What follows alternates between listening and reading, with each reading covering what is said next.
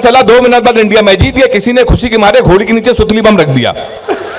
अब वो बम फटा तो घोड़ी भागने लगी, हम भी भागने लगे। हमने चलती घोड़ी से पिताजी को फोन मिलाया, हमसे बोले कहाँ हो बेटा? हमने कहा पिताजी भाग रहे हैं।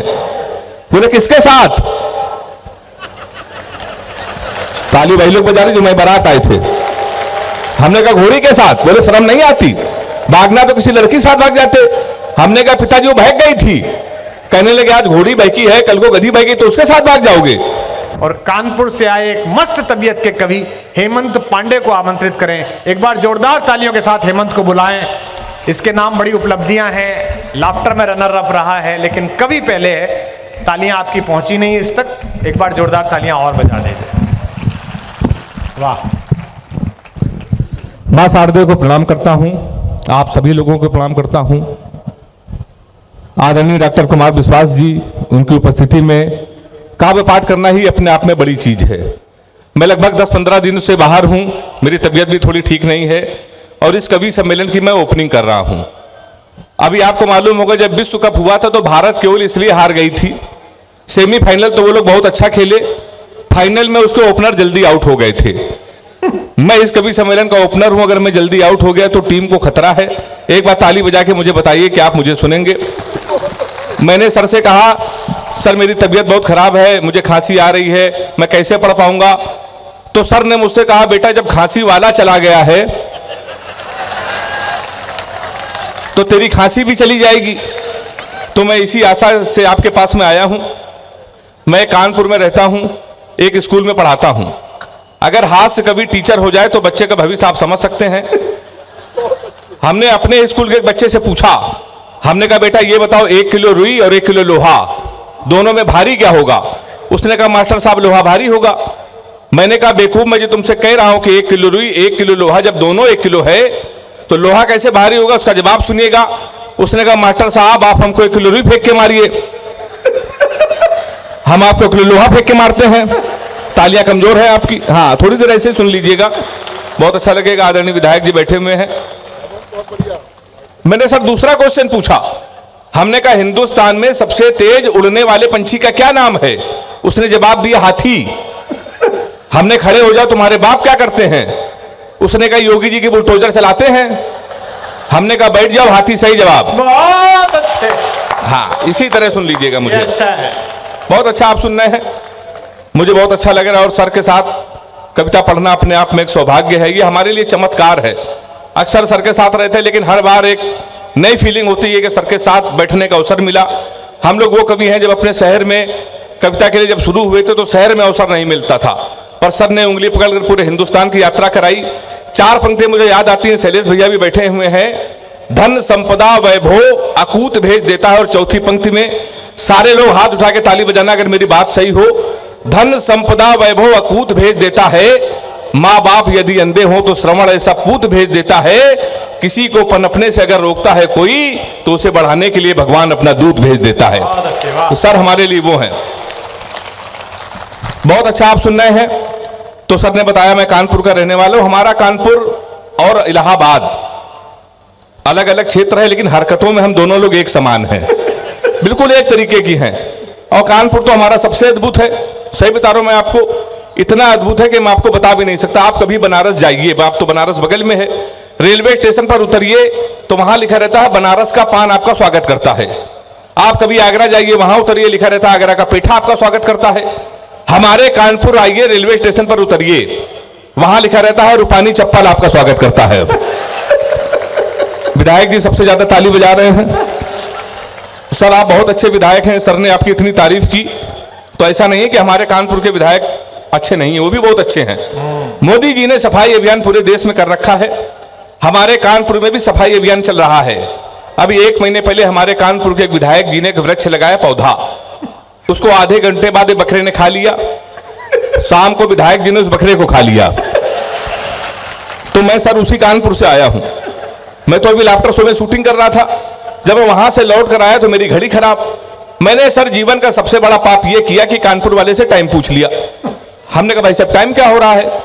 तो हमसे कहने लगा ऐसा गुरु तुरंत यहां से निकल लो, टाइम बहुत खराब है। हमारे मुंह बिल्कुल मत लगना, नहीं तो तुम्हारा टाइम भी खराब हो जाएगा।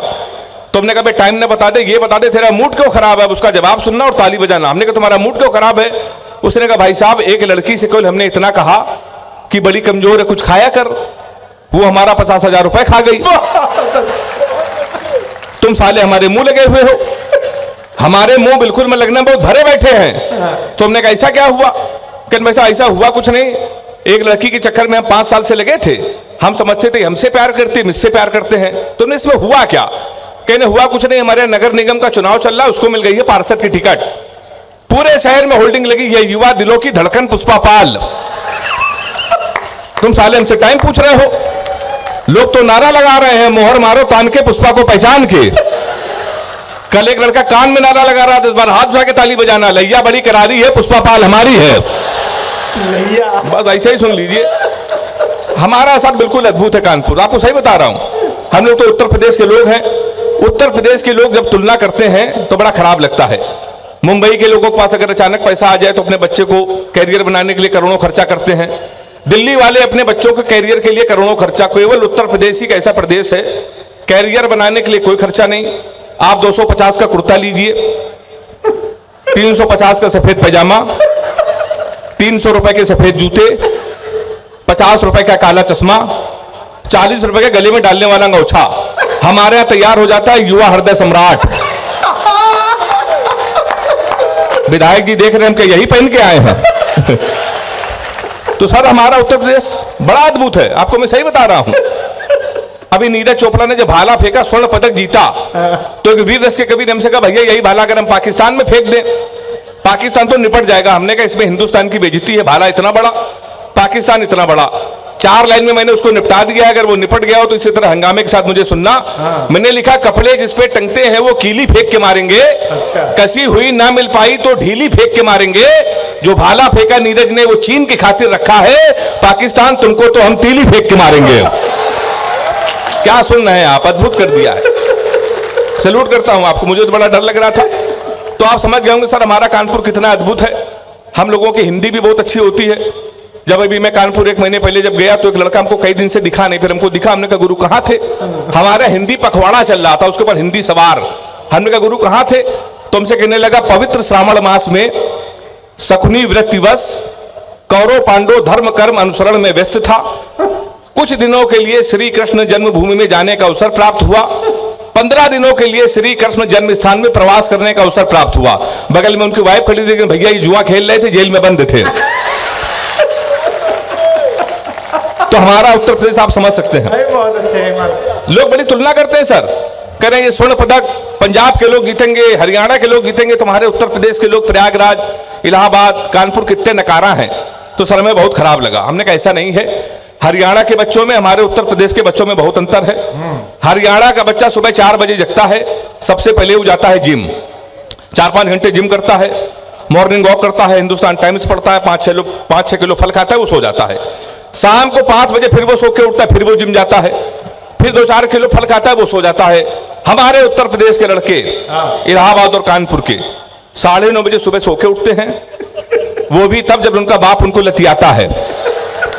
सबसे पहले वो जाता है घर के नजदीक पुलिस चौकी, दरोगा जी के साथ एक सेल्फी लेता है, फेसबुक में पोस्ट करता है, नए चौकी इंचार्ज राम किशोर कनौजिया भाई साहब का सानिध्य प्राप्त हुआ। ताली हाथ उठा के बजाइए जोरदार अगर ऐसा होता है। यही होता है साहब। फिर वो सो जाता है। शाम को जब वो 7 बजे सो के उठता है, उसी दरोगा को प्रेशर में लेने के लिए स्पीकर खोल के फोन करता है, दरोगा जी नमस्कार, पहचाना? अब दरोगा समझता गुरु उस समय तो इसके मुंह ना लगो, उस समय तो उसके लगी हुई है। वो दरोगा उसका फोन काट देता है। फिर वही दरोगा 12 बजे मारते मारते उसको थाने लेके आता है, आपकी सेल्फी डालता है वो दरोगा, गुड्डू भैया 100 ग्राम चरस के साथ धरे गए। फिर गुड्डू भैया की होती रात भर कुटाई। 3 दिन बाद विधायक जी उसकी पैरवी करता है, फिर वो छूट के आता है, सेकेंड हैंड स्कॉर्पियो लेता है, शहर का सबसे बड़ा भंडारा करवाता है, फिर वो विधायक बन जाता है, कवियों के नीचे बैठ के सुनता है। ताली जोरदार बजाइए एक बार।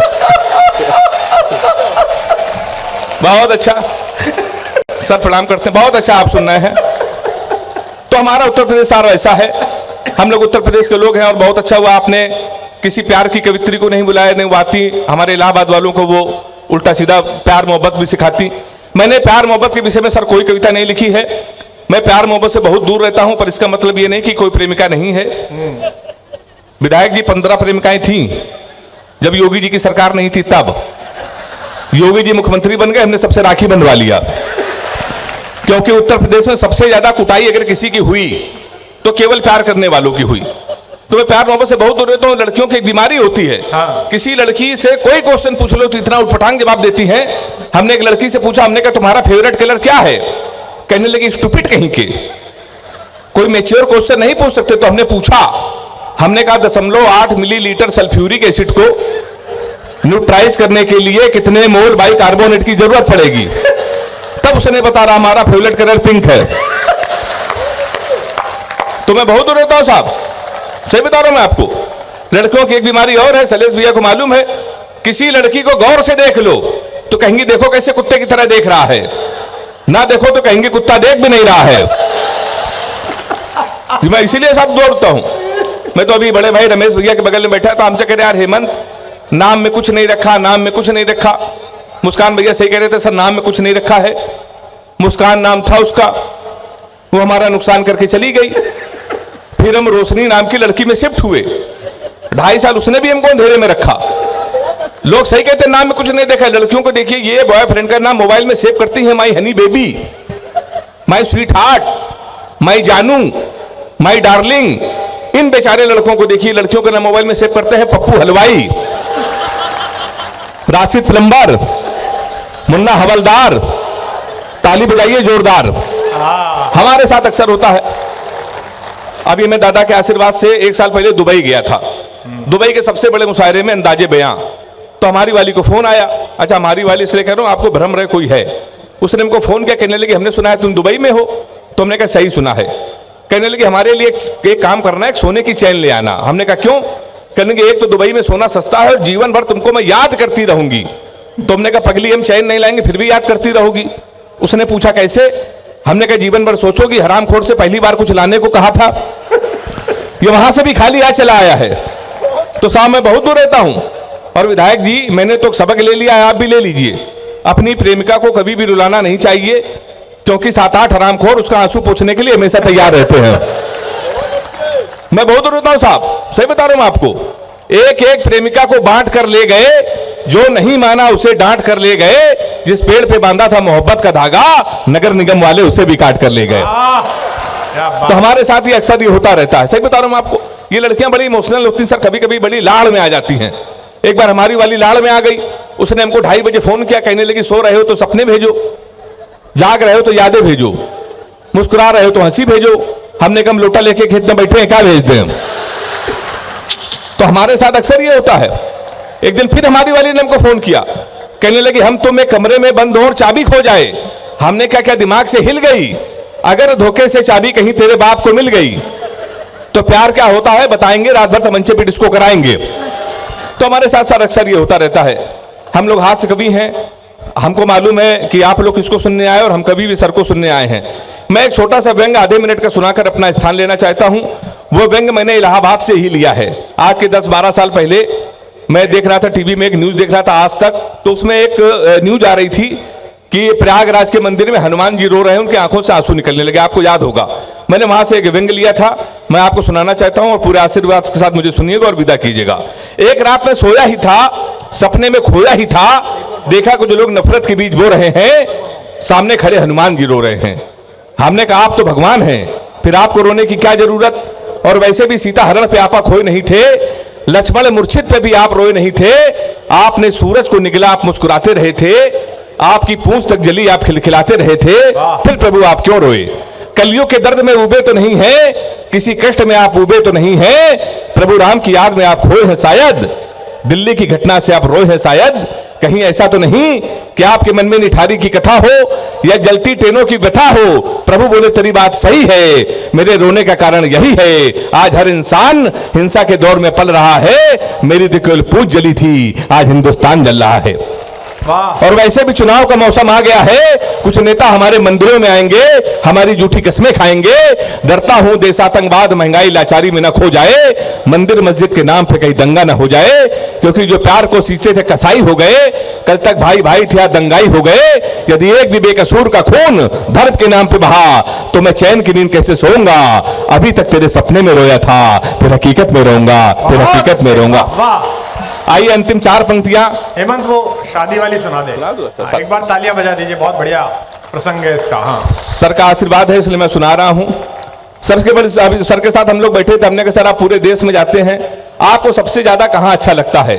तो सर ने कहा पहले तो पूरी दुनिया में जाता हूं, पर इलाहाबाद मुझे जितना अच्छा लगता है पूरे हिंदुस्तान में कुछ अच्छा नहीं लगता। मैंने बैठे बैठे वे 4 पंक्तियां लिखी हैं, अगर आपको भी अच्छी लग जाए तो दोनों हाथ उठा के ताली बजाना। किसी का दिल दिल्ली तो किसी का हैदराबाद रहता है, किसी का दिल दिल्ली किसी का हैदराबाद रहता है, दिल हमेशा हमारा आबाद रहता है। हम कानपुर के हैं ये जानते हो आप, पर सर के दिल में हमेशा इलाहाबाद रहता है। जोरदार ताली एक बार बजा। बहुत अच्छा। चलिए मैं सुना दे रहा हूं, सर का आदेश है। महिलाएं बहुत आई हैं, मैं प्रणाम करता हूं। महिलाओं को कवि सम्मेलन में जो पति लेके आए हैं मैं उनको सैल्यूट करता हूं। आप इनको लाया कीजिए, इनको मूवी दिखाने ले जाइए, इनके साथ कभी शॉपिंग मत कीजिएगा, जीवन भर रोएंगे। मैं रो रहा हूं। मैं अभी 3 दिन पहले अपने घर गया तो हमारी पत्नी के लिए, रोज तुम कभी सम्मेलन में रहते हो, सर के साथ रहते हो, तुम्हें कुछ कपड़े दिलाना है। वो हमको एक शॉपिंग मॉल में ले गए, दुकान वाले को उसने बोला कि भैया इनको कपड़े दिला दो। 7-8 जीन्स लेके आया। हमारी पत्नी से उसने पूछा नीली वाली कैसी है? सर आप अपने सीने पे हाथ रख के कसम खाइए, आप चाहे विधायक हो जाएं, नेता हो जाएं, वकील हो जाए, पर आपकी पत्नी अगर आपसे कोई चीज पूछ ले कैसी है, आपको डर के मारे कहना पड़ेगा अच्छी है। हाँ में हाँ मिलानी पड़ेगी। हमारी पत्नी ने हमसे पूछा नीली वाली जींस कैसी है? हमने कहा नीली वाली अच्छी है। कहने लगी 2 ले लें? हमने कहा 2 ले लो। कहने लगी 2 ज्यादा हो जाएगी। हमने कहा 2 ज्यादा हो जाएगी। कहने लगी काली वाली कैसी लगी? हमने काली वाली का कोई जवाब नहीं है। कहने लगे तुम्हारे ऊपर खिलेगी हरी वाली। तो हमने कहा हरी वाली तो बहुत अच्छी है। कहने लगे पीली वाली का कोई जवाब नहीं है, पीली वाली ले ले। हमने कहा पीली वाली ले लो। कहने लगे 2 ले लें? हमने कहा 2 ले लो। कहने फिर 2 ज्यादा हो जाएगी। हमने कहा कि लेकिन अभी अगले महीने शादी है तो काम आएगी। हमने कहा काम आएगी। कहने हरी वाली कैसी? हमने हरी वाली का कोई जवाब नहीं। कि तुमको पसंद है? हमने कहा पसंद है। लेकिन पैक करा ले? हमने पैक करा लो। हरी वाली जीन्स सर पैक करा के आए।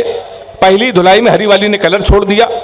हमारे ऊपर बेलन लेके आए, कहने लगे 3 घंटे से कह रही थी लाल वाली ले लो। ताली बजाओ ने, हाथ यहीं रहेगा हमारा।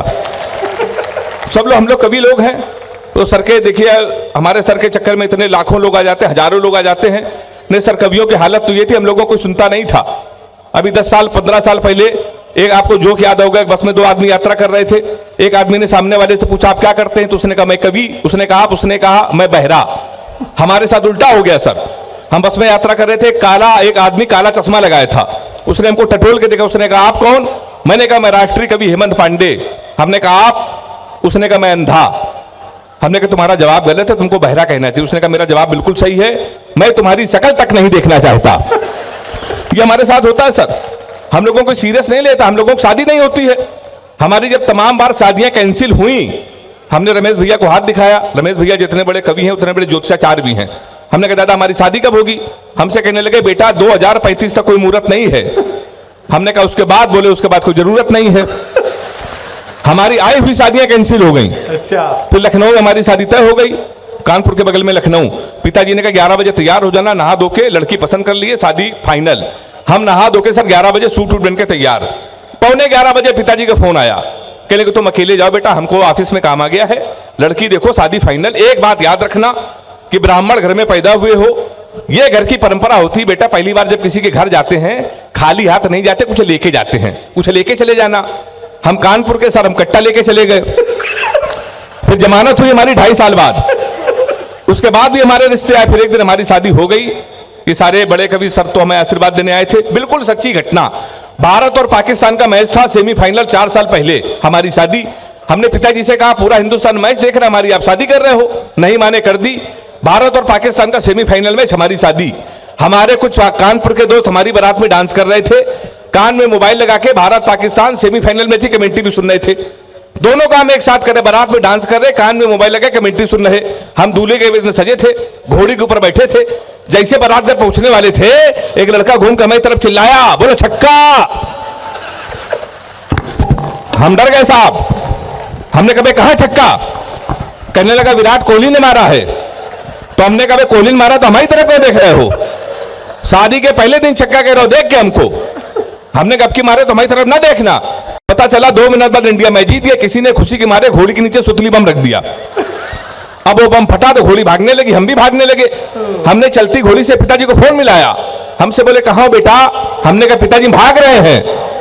बोले किसके साथ? ताली भाई लोग बजा रहे जो मैं बारात आए थे। हमने कहा घोड़ी के साथ। बोले शर्म नहीं आती? भागना तो किसी लड़की के साथ भाग जाते। हमने कहा पिताजी वो भाग गई थी। कहने लगे आज घोड़ी बहकी है, कल को गधी बहकी तो उसके साथ भाग जाओगे। उन्होंने भाई साहब मोबाइल बंद कर लिया। एक हफ्ते लगातार हम भागते रहे। एक हफ्ते बाद हमको होश आया तो हमने अपने आप को जंगल में पाया। वहां 4-5 आदमी खड़े थे। हमने कहा कानपुर का पता बता दो, बीबी को विदा कराना है। तो उन्होंने कहा देखो ऐसा है, हमारे यहाँ रामलीला का पाठ चल रहा है, ये राम है, ये लक्ष्मण है, सूप नखा का रोल जिसे करना था नहीं आया, तुम सूप नखा का रोल कर लो। हमने कहा इसमें क्या करना पड़ेगा? बोला ना कटवानी पड़ेगी। हमने कहा वो तो कट चुकी है। हमने उनकी बात मान ली, रात भर सूप नखा का रोल किया। सुबह 4 बजे हमारी आंख खुली, हमारे असली कपड़े गायब, वहां के आदमी गायब। सूप नखा की ड्रेस में पैदल पैदल में अपने घर पे। हमारे पिताजी छज्जे के ऊपर खड़े थे। हमने कहा पिताजी पहचाना? उन्होंने हमारी मां से कहा इसको कटोरा आटा दे दो। हमने मां आपके पुत्र है। बोले बेवकूफ मत बोलो, हमारे 2 ही पुत्र के इंजीनियर है कि ना कटवा के घोड़ी के साथ भाग गया है। ससुराल गए तो हमारे साले ने भगा दिया। उत्तर प्रदेश का बड़ा व्यंग एक टिप्पणी में कर रहा हूं, व्यंग अगर आपकी समझ में आ जाए तो तालियों को महोत्सव के साथ मुझे विदा कर दीजिएगा।